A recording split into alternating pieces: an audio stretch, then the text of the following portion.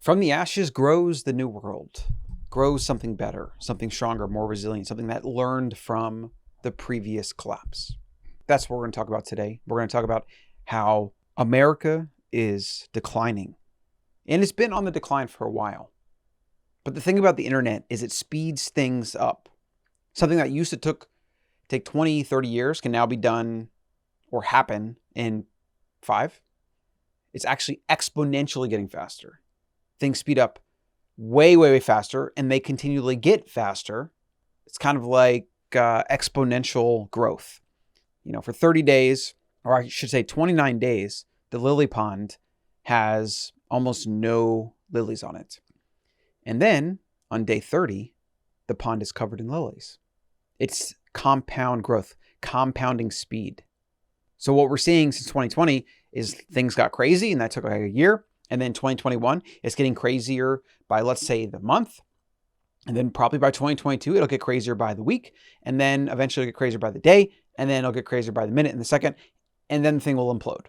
That's kind of what's happening right now. And that's probably what's going to happen in the next, 5 years.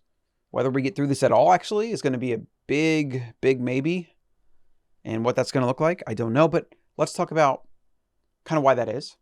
And then I'll give you some call to actions about what you can do. Because from collapse, there is always opportunity.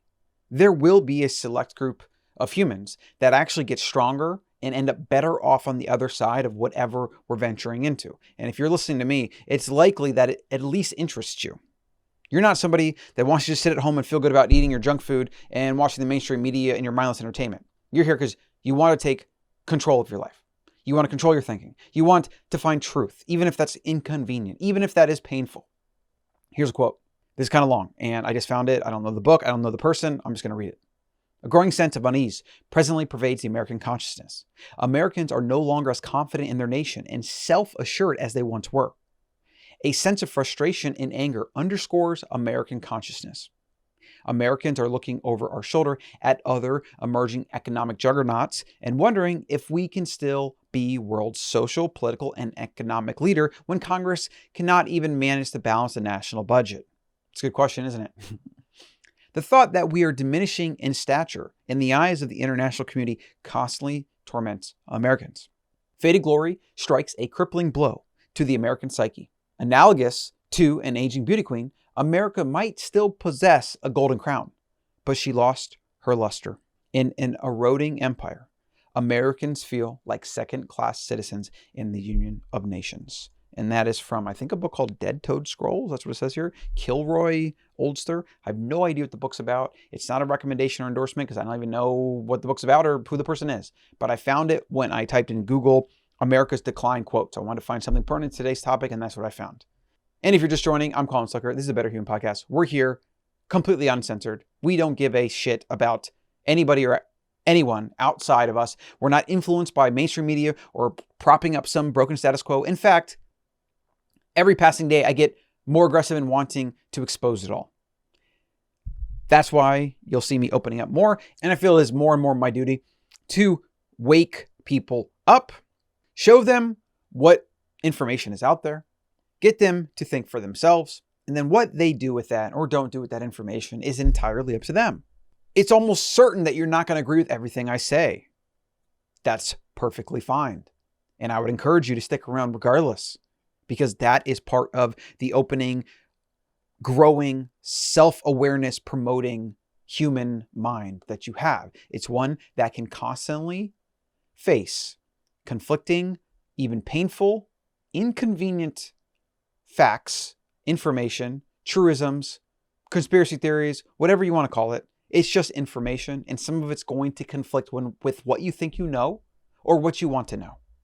Playing right there at the edge of that, at the edge of your consciousness and your belief system, and constantly poking it and venturing out and stepping over the line is exactly where you need to be if you want to grow. And I promise you, if you want to survive what's going to happen next, if you're an American or even just all over the world, you want to be right there, because you won't be able to see what's happening, even though it's happening right in front of your eyes, because the mainstream media and the political apparatus and your community of other sheep-like followers I know it's pejorative to say that, but the reality is most people are sheep. They are plugged into the matrix and they have no idea.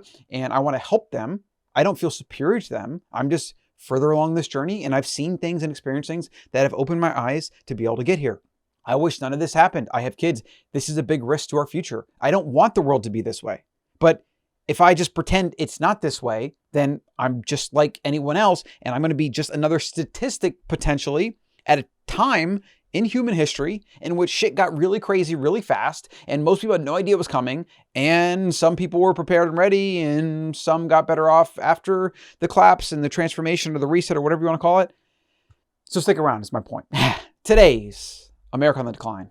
This is a piece I wrote, and I will be posting this on the website, thebetterhuman.co, and make sure you get on the newsletter every other day, daily dose, or every other day dose, I should say, of content to help you become a better human, to think better, practical things too, to help you prep and survive, and just information to make you a more worldly, knowledgeable, open-minded, self-aware, awesome, badass mofo of a human. That's what I want for you, because that is the only way that we can stymie the ever-encroaching trend of totalitarianism and tyranny that those in power, that they're after.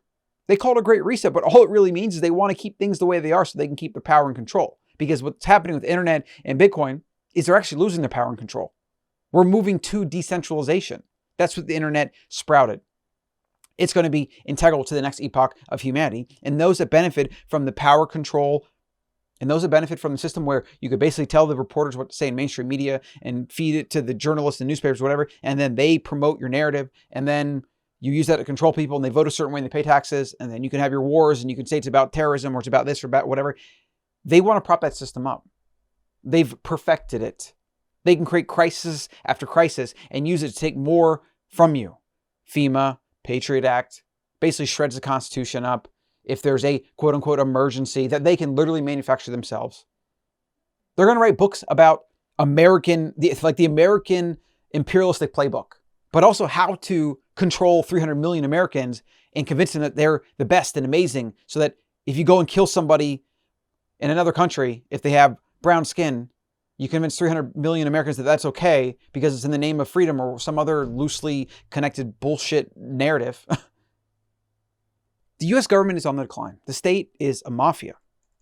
Pay us to protect you. And if we don't, we throw you in jail. That's the threat of violence. Democracy is a fraud that purports to give power to the people. All it does is give power to a select group of people, politicians, and of course their shadowy, elite, rich people, like, behind closed doors, whatever. They're there, no matter what you think they are, or what they're called, or whether you think that's conspiracy. They are there. There are people with lots and lots of money and power that pull the strings of humanity. And these people that are on TV telling you they're doing things for you, to protect your children, to protect our borders, to protect our economy, blah, blah, blah, blah. They are nothing more than actors that appeal to a certain group of people, and they use that appealing to these people, which is just propaganda. They convince them that they're marginalized or they're victimized or that the government should protect them, that they're at risk.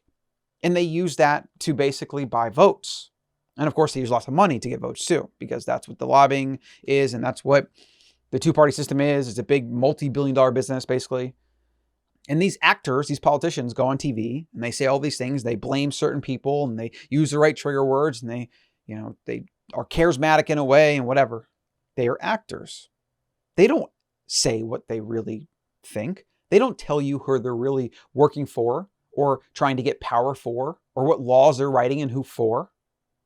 The two-party system has been infiltrated by major corporate interests, but even beyond the corporate interests, actual individuals that are basically like mini corporations with the amount of resources and power they have. When you can control a major media network that can push out news, quote unquote, to hundreds of millions of people and potentially billions around the world, you have a pretty amazing tool for convincing the world of whatever you want them to be convinced of. This is why the mainstream media has become the propaganda arm of the US government. And now Big Pharma has become the medical cartel arm of the government. And they're all working together to all support each other towards their ends, which is about control, power, and controlling a narrative that maintains that control and power. Democracy, by default, descends into mob rule. It will always destroy itself given enough time. This is the only hope I have. I just hope it doesn't take another 40 years. John Adams said this. Remember, democracy never lasts long. It soon wastes, exhausts, and murders itself. There was never a democracy yet that did not commit suicide. This one by Benjamin Franklin. When the people find that they can vote themselves money, that will herald the end of the republic. And I actually believe he's quoting a guy that probably said it before him, which is Alexander Tytler. A democracy will continue to exist until the time that voters discover that they can vote themselves generous gifts from the public treasury. Now, think about democracy real quick. Is that not what it is? Is it not a politician, which I call an actor, getting on a podium saying, I will give you things, I will do things, I will write laws and regulations that will benefit you, which almost always connected to money in some way. Vote for me. And then that politician gets his votes. And, maybe they do some of the things they said. A lot of times they don't. It's just a literal talking point on TV. There's no actual accountability. And then people forget and they move on to the next person. And that person comes up and does the same thing. Now, here is the thing about these politicians, these actors, is they always have to be doing something. They got to feel like they're important. They got to write bills and regulations and laws and do that. And this is why governments over time, as John Adams says, they always commit suicide because they write law after law after law. They continually increase the budget deficit. They can't balance anything because they don't know how to stop doing things or retract things. They're always about the next new shiny object because that's what garners votes. You promise people things, then they forget, and the next time around you promise them other things. And they keep adding to this Frankenstein, this blob that keeps growing. This is why it will kill itself. It will commit suicide. But a lot of people are going to suffer in the process. And this is exactly what's happening in America. We spend, I think right now, it's about $7 trillion, and the government brings about $4 trillion in tax revenue. And those numbers might be off by a few hundred billions or so. And something I thought about as I was writing this piece too, is that every Democratic election we have hypes up this cycle of make big promises and then hurry up, get in office and do a bunch of things, try to virtue signal, whatever. So you're doing things. And every election cycle basically adds to this blob more things that it can't already support. And so the government, like the US government, for example, it has the luxury of being able to print dollars. And now we're getting hit inflation, which is a tax on all of us, even the whole world, because a lot of the world operates in dollars. So every time they print money, our purchasing power of all our dollars goes down. It is what they call the silent tax. It's not so silent or hidden anymore. It's broad daylight. It's literally $8 or $9 for a gallon of organic milk at the grocery store the other day. It's absolutely insane, but this is what it is. The government will do that. They will keep printing this money because we've already established they're not pulling things back. They're not fixing things. There's no accountability there. It's just about what can I promise? What can I then do or enact that creates more of a deficit? That's more money to do, because that's what my entire political career is based on. Getting on a podium, saying I'm going to do things, going in and trying to do things. And I don't really care whether it works or not. I just did it. And I can say I did that. And then I can blame other people for things that they didn't do or whatever if it doesn't work out for them. And the blob grows. The blob grows. So every election we have gets us one step closer to collapse. It's actually interesting when you pick it apart and look at it that way. As I have here, I have a quote from the Declaration of Independence. So history repeats itself. This is nothing new. It's becoming painfully obvious. But here's the thing. Let me just read you this, and then I'm going to let you go for the day because we're already going over. And I'll give you the call to action.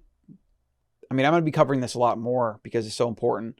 Let me give you the 3 points that you need to do. You need to buy Bitcoin, you need to buy water, and you need to buy food. You need to have that.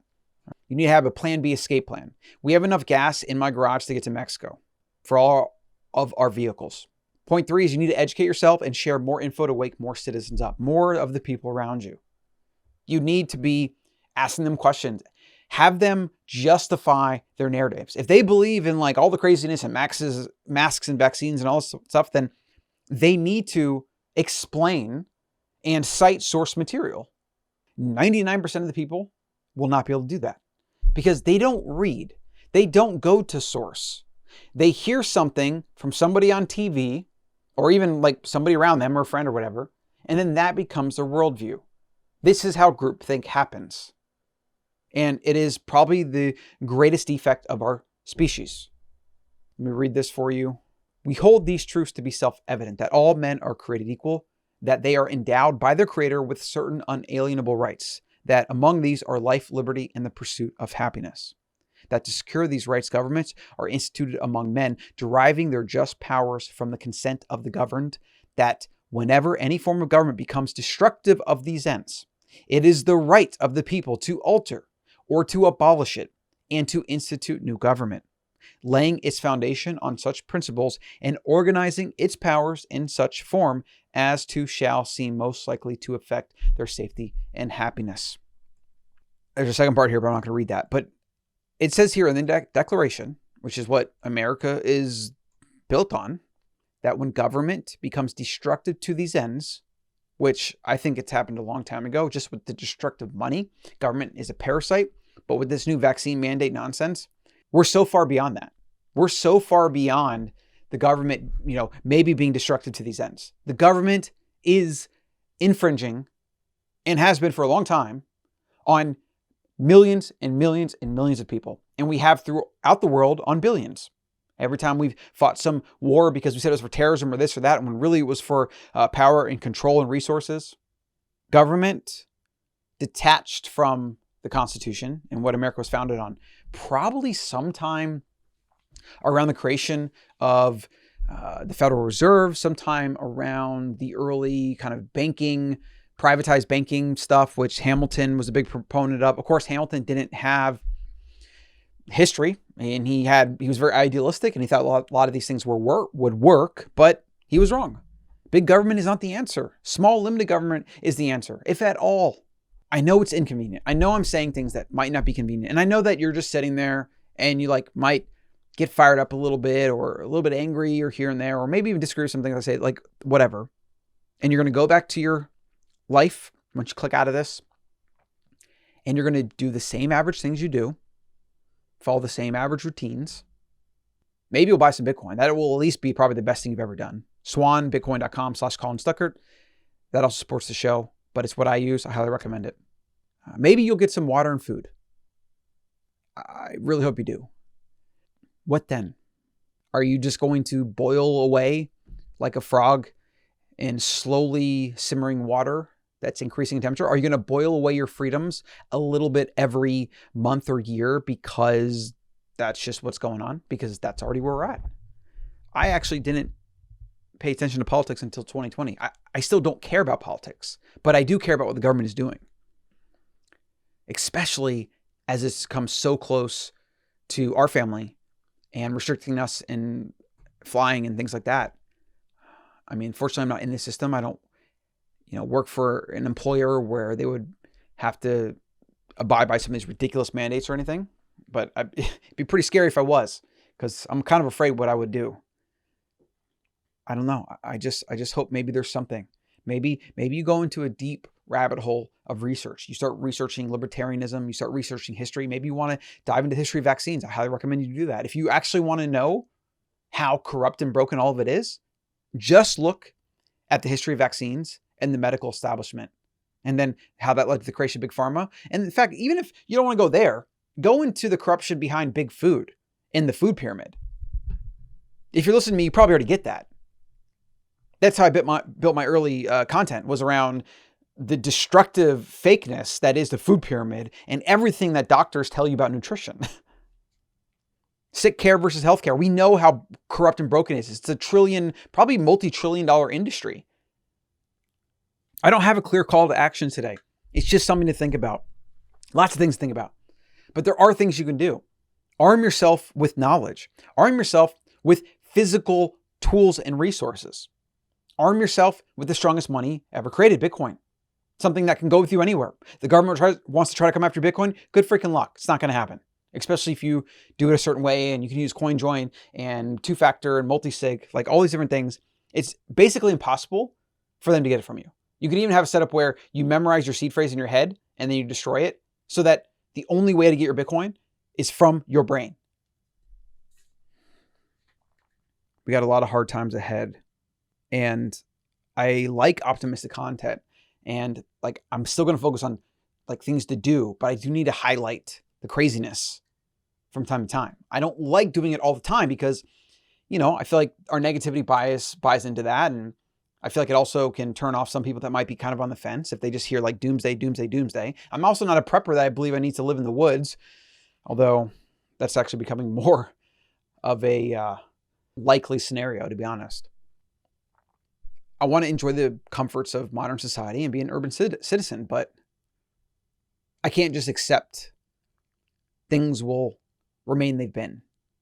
The writing is on the wall. So if I stick my head in the sand, I put my family at risk, and it would be nobody's fault but my own.